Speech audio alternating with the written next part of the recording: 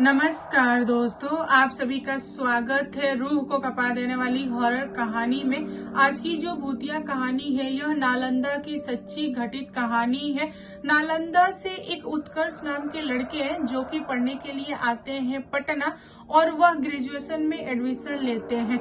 जब उनका admission complete हुआ उसके ठीक एक सप्ताह बाद एक लड़की आती है सुजाता नाम की, जो कि रहने वाली है सोनपुर की।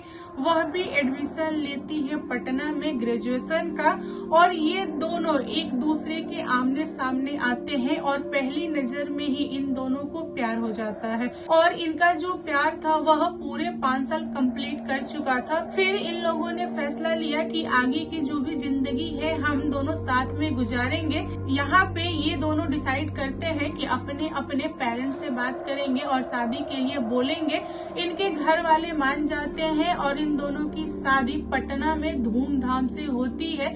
सुजाता अपने ससुराल पहुंचती है और ससुराल में हंसी खुशी जिंदगी काट रही थी। सुजाता के ससुराल वाले बहुत ही अच्छे थे, उसकी जिंदगी बहुत बढ़िया से चल रही थी, लेकिन उसकी जिंदगी को किसी न किसी की नजर लग गई। सुजाता के शादी के पूरे 1.5 साल बाद उसके साथ बहुत बड़ा कांड हो जाता है। एक दिन उत्कर्ष आते हैं पटना किसी काम से। जब उनका काम कंप्लीट हो जाता है फिर वे निकलते हैं घर के लिए, और रास्ते में हाईवे पे उनका बहुत भयानक एक्सीडेंट हो जाता है। एक्सीडेंट में उनकी गाड़ी लॉक हो जाती है और जो गाड़ी थी उसके अंदर आग लग जाती है। यहाँ पे वह चीज हो जाता है जो कि होना नहीं चाहिए था। जैसे ही सुजाता को और उसके सास ससुर को पता चलता है कि उत्कर्ष अब इस दुनिया में नहीं है, तो उनके पैरों के नीचे से जमीन निकल गई। सुजाता की जिंदगी पल भर में उजड़ गई। उसको नहीं समझ रहा था कि आगे मैं क्या करूंगी, कैसे रहूंगी उत्कर्ष के बिना, क्योंकि इन लोगों का जो प्यार था ना सचमुच में था, गहरा था। इनका जो परिवार था वह आगे बढ़ने वाला था। सुजाता उस समय 3 महीने की प्रेग्नेंट थी। घर वाले डर रहे थे कि मेरा बेटा चला गया तो सुजाता कहीं हमें छोड़ के ना चली जाए, क्योंकि सुजाता के पेट में उनके घर का खून था। इसीलिए घर वाले सुजाता को बहुत ज्यादा लाड़ दुलार देने लगे, घर में ही रखते थे। सुजाता के ससुराल वालों को लगता था कि कहीं सुजाता अपने मैके जाके ना रहने लगे, मुझसे दूर ना हो जाए या फिर किसी के साथ सेट ना हो जाए। उनके अंदर एक अलग सा डर था, और सुजाता के अंदर एक अलग सा डर चल रहा था कि मेरा बच्चा जब जन्म लेगा तो किसको पापा बोलेगा, क्या यह बिना बाप का पलेगा। सुजाता जो थी वह दिन प्रतिदिन अपने पति को याद करती थी और वह सबसे धीरे धीरे दूरी बनाने लगी। उसकी जो दशा थी ना वह बहुत ज्यादा खराब हो चुकी थी। सुजाता के ससुराल वाले और मैके वाले बहुत ही ज्यादा गहरी सोच में डूब गए थे। उन लोगों को सुजाता का जो भविष्य था वह अंधकार में दिखता हुआ नजर आया। वे लोग सोच रहे थे कि किसी भी तरह से सुजाता को उस दुख भरी जिंदगी से बाहर निकालना चाहिए, चाहे इसके लिए कुछ भी क्यों न करना पड़े। सुजाता के एक देवर थे जिनका नाम था अंगद, और अंगद को घर वाले बोले कि तुम अपनी भाभी से शादी कर लो। यहाँ अंगद चौंक गए और उन्होंने बोला कि नहीं, यह संभव नहीं है। घर वालों ने पूछा कि क्यों संभव नहीं है। तुम सोचो कि तुम्हारी भाभी इतनी कम एज में विधवा हो गई और इसी तरह जीवन जिएगी तो कैसा लगेगा, तुम बताओ, तुमको अच्छा लगेगा।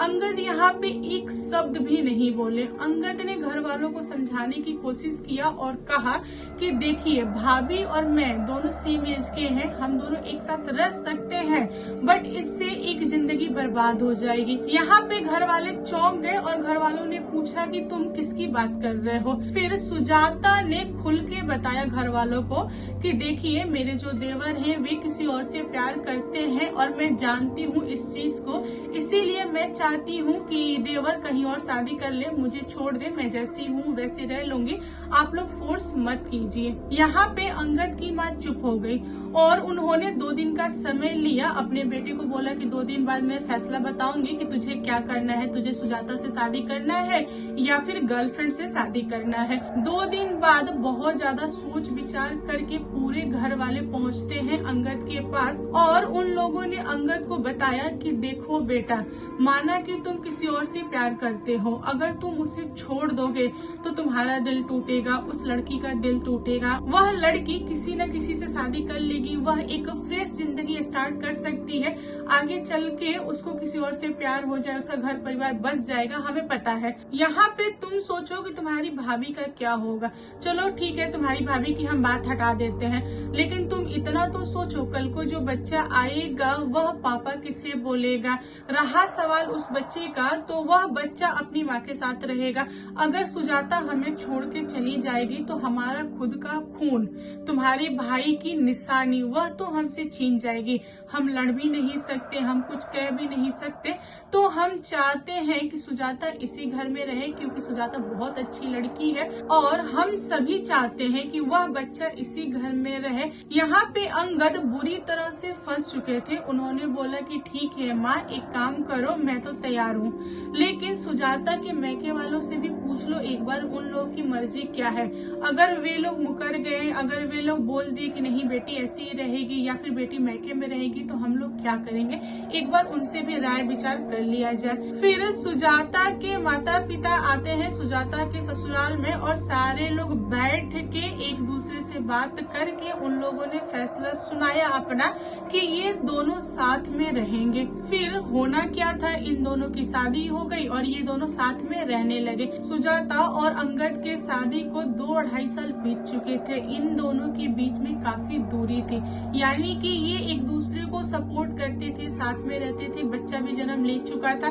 मतलब घर परिवार वालों को लग रहा था कि सब कुछ नॉर्मल चल रहा है, लेकिन नॉर्मल कुछ भी नहीं था, क्योंकि ये दोनों एक दूसरे के क्लोज नहीं थे, यानी कि फिजिकल नहीं थे। एक दिन ये दोनों नजदीक आने की कोशिश की है, तभी अंगद को एक अजीब तरह की आवाज सुनाई दी किसी की चलने की। अंगद ने सोचा कि कोई बाहर टहल रहा है।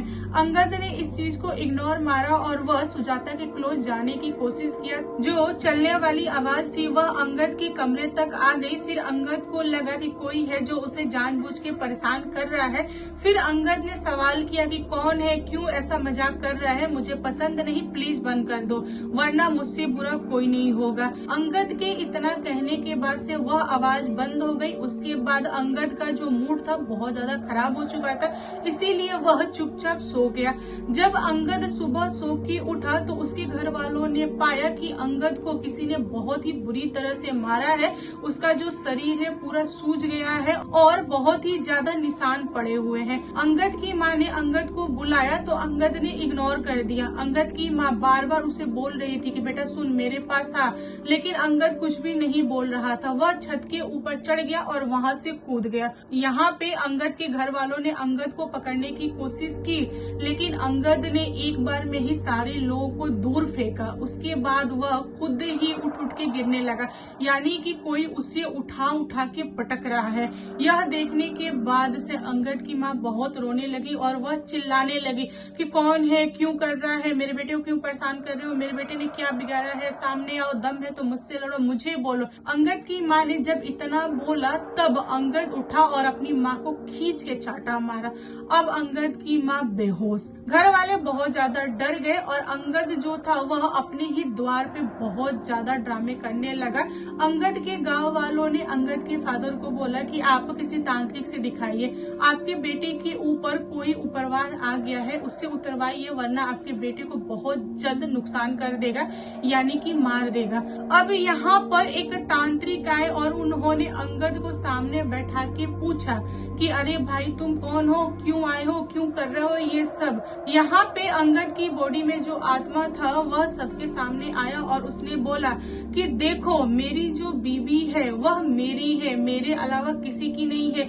यह कैसे सुजाता को छूने की कोशिश किया, कैसे उससे नजदीकी बनाने की कोशिश किया, मैं इसे नहीं छोड़ूंगा। तब घर वालों को पता चला कि यह आत्मा उत्कर्ष की आत्मा है और वह जेलसी की वजह से अपने ही भाई को उठा के पटक रहा है। फिर अंगद की माँ ने अपने ही बेटे को समझाने की कोशिश की, लेकिन आत्मा ने ने एक भी बात अपनी माँ की नहीं मानी। उसने बोला कि नहीं, जो सुजाता है वह पूरी लाइफ ऐसे ही रहेगी। अगर अंगद दोबारा कोशिश करेगा उससे नजदीकी बढ़ाने का तो मैं अंगद को मार दूंगा। बेहतर होगा कि तुम लोग अंगद को समझा दो और उसकी शादी कहीं और कर दो। तुम लोगों ने शादी कर दिया, यहाँ तक तो ठीक था। वह एक दूसरे के साथ रह रहे थे, ये भी ठीक था। एक दूसरे का सहारा थे, ये भी ठीक था।